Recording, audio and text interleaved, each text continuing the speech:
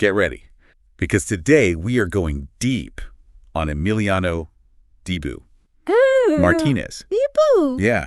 You know him, Argentina's World Cup hero. Penalty shootout king. Yeah. Or maybe that guy who stirs up a little bit of controversy. Oh, yeah. Either way, his journey is anything bitchy ordinary. We're Yeah. talking about, a kid from humble beginnings in Mar del Plata, Argentina. Made it all the way to the top of the football world.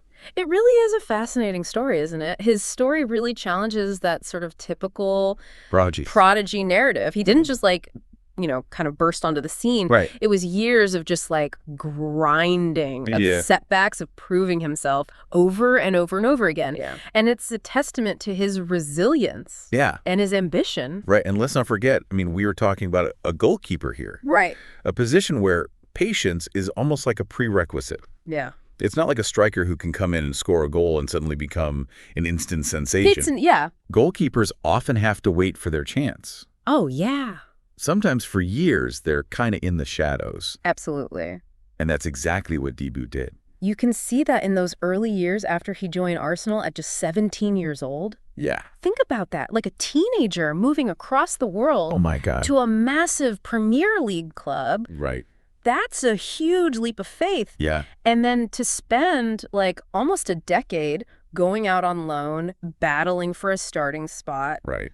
That takes a certain kind of mental toughness. It's a constant roller coaster, right? It is. You're with a new team, you're trying to impress, hoping to get noticed. Yeah. Then you're shipped off to another club, Yeah. and then you start the process all over again. And it's, spending a decade on loan, it can be a double-edged sword, right? Yeah. On the one hand, you're getting valuable playing time, right? Yeah. Experience in different environments, Right. learn to adapt. Right. But on the other hand, you're constantly proving yourself. You're never truly feeling part of a team.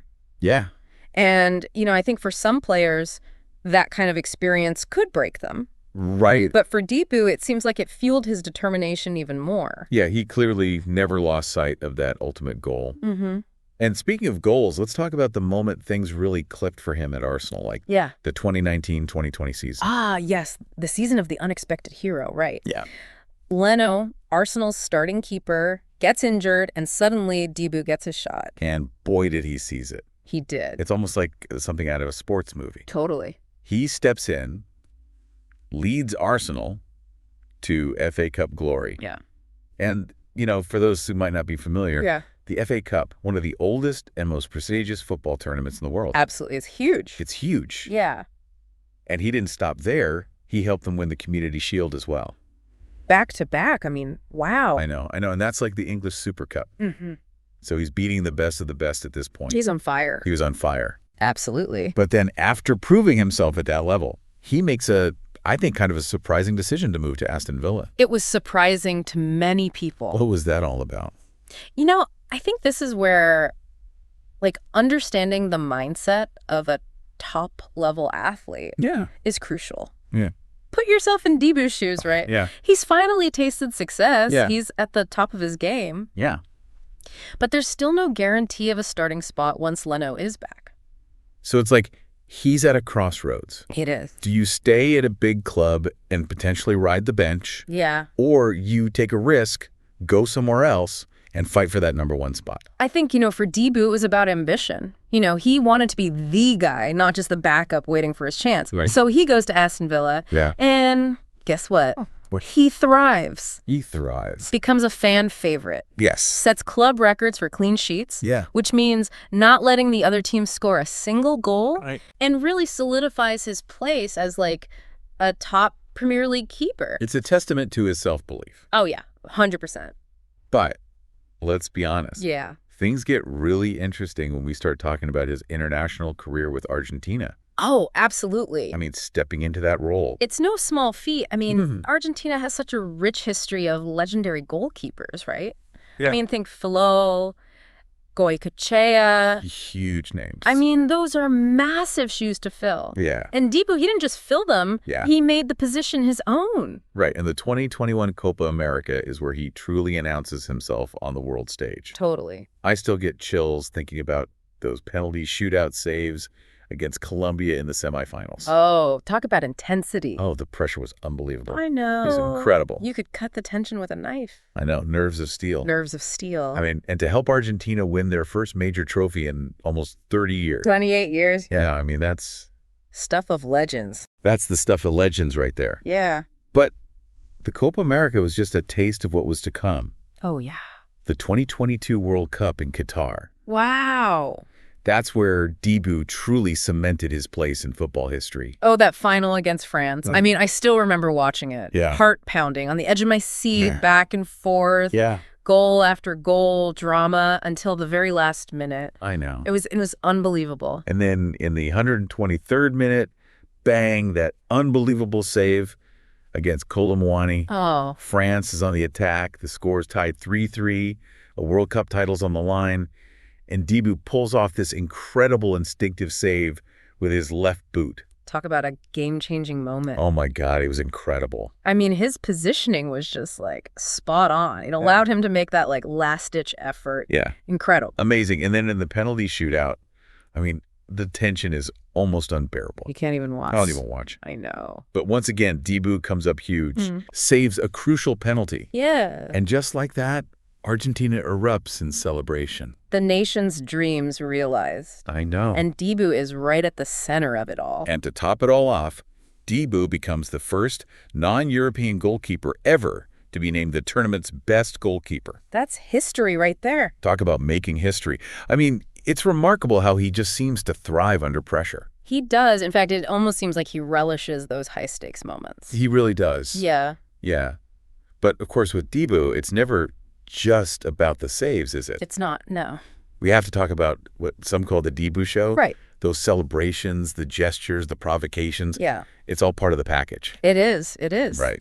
So, yeah, the other side of the coin. A Golden Glove incident, the Mbappe doll. Yeah. I mean, those actions definitely sparked a lot of debate. Oh, yeah. A lot of debate. Some people criticized his behavior, calling it disrespectful, unprofessional. Right. Others defended him, saying it's just part of his competitive spirit. Right. That he was responding to taunts from opposing fans. It raises an interesting question, I think, for all of us. It does. Where is that line between gamesmanship and unsportsmanlike conduct? Where is it?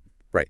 I mean, is this just part of the modern game? Mm-hmm. Does it take away from his achievements on the field? It's tough to say. It really is. I mean, it's a complex issue. Yeah. And it's what makes Dibu such a compelling figure, right? It really is. He forces us to confront our own ideas about sportsmanship, about what it means to be a hero, and about the role of personality in this, like, increasingly media-driven world. Right. I mean, he's not just a goalkeeper. He's a lightning rod for discussion. Yeah. You can't be indifferent to him. You either love him or you have very strong opinions. Yeah, right.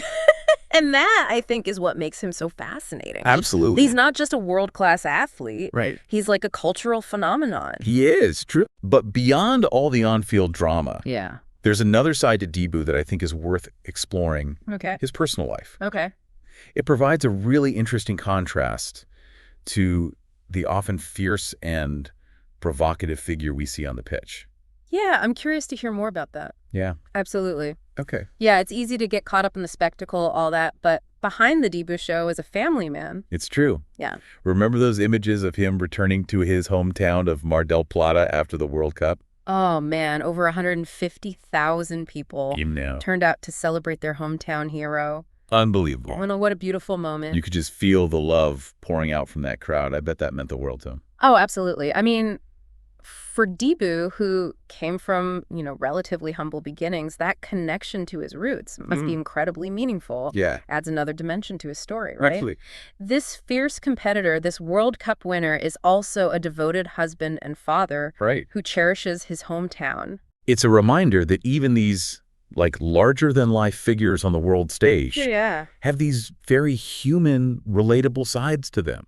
Absolutely. It makes you think about the person behind the persona. Right. And speaking of personas, we've talked about Dibu's tendency to, like, push boundaries, right? Yeah. With his on-field antics. Yeah. But how does that square with his role as a role model? Right. Especially for, like, young, aspiring goalkeepers. That's a great point. Yeah. I mean, on the one hand, He's an inspiration. Yeah. He shows you can achieve anything with hard work, determination, but then you have those controversial moments. Those controversial moments. It's a tricky balance. It is. Yeah, it's tough. Yeah, some argue that his behavior sets a bad example, that young athletes shouldn't emulate that kind of like gamesmanship. Right. Others say, it's all part of his personality. Yeah. That he plays with passion, he doesn't back down. Right. I mean, it's a debate with no easy answers. No, it's not. And it's a debate that goes beyond Dibou himself. Right. It speaks to a larger conversation about sportsmanship in the modern era. Yeah. Like,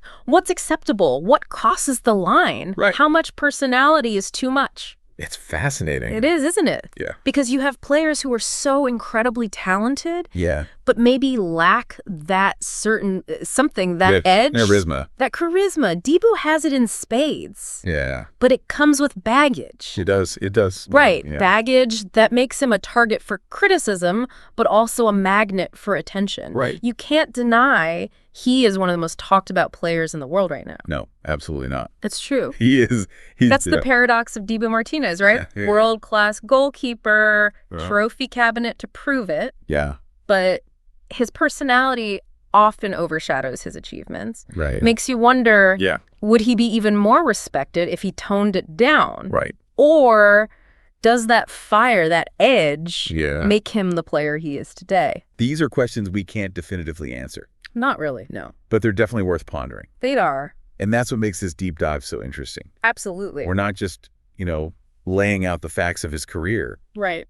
We're exploring, like, the complexities of his personality, his legacy, and what it all means. Yeah. And, like, this larger context of football and sports culture in general. Exactly. And remember, this is just our interpretation of the source material we've gathered, A source, of course. We encourage you to, delve into it yourself, form your own opinions, maybe even challenge our perspectives. Yeah, that's the beauty of these deep dives. It is. They're meant to be a starting point. A springboard for further exploration and discussion. Exactly. Yeah. So what are your initial takeaways? What aspects of Dibou's story resonate most with you? Perhaps you're drawn to his incredible journey from humble beginnings to World Cup glory. Or maybe you're intrigued by the sort of psychological aspects of his career. Like that decade spent on loan, the decision to leave Arsenal when he was finally finding success. Right. Or maybe you're just fixated on the Dibou show, those controversial moments that spark debate and raise questions about sportsmanship. Right. Whatever aspect of his story grabs you, we hope this deep dive has provided some valuable insights and sparked some interesting thoughts. Totally. And we haven't even touched on his future. Oh, that's right. At 32 years old, Dibou still has plenty of football left in him.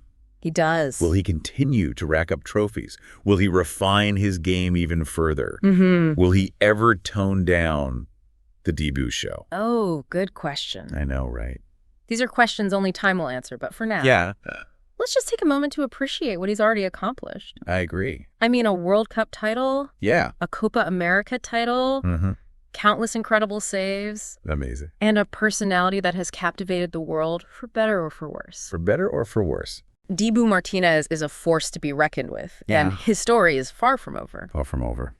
So, as we wrap up this deep dive, we want to leave you with one final thought to chew on. Okay. What do you think Dibou's lasting legacy will be?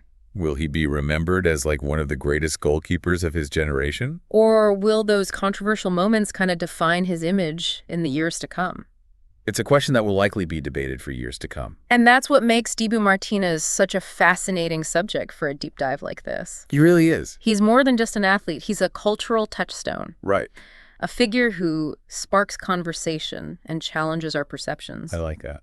Yeah. So as we conclude this deep dive, we encourage you to continue exploring the source material that we've provided. Yeah, dig deeper into those details of his career. Revisit those pivotal moments of brilliance. Right. And consider the nuances of those controversial celebrations. Form your own opinions about Dibou Martínez, the player. Right. Dibou Martínez, the personality. Yeah. And Dibou Martínez, the legacy. Because ultimately, that's the goal of these deep dives, right? Yeah. To spark curiosity, to provide context, and to empower you to draw your own conclusions. And who knows? Maybe this deep dive has inspired you to explore other fascinating figures in the world of sports or beyond. Yeah, seek out those untold stories, those complex personalities, those individuals who, challenge our assumptions and make us think differently. Because the world is full of them. It is. Just waiting to be discovered. So keep exploring, keep questioning, and keep diving deep. Thanks for joining us. Absolutely. It's been a pleasure.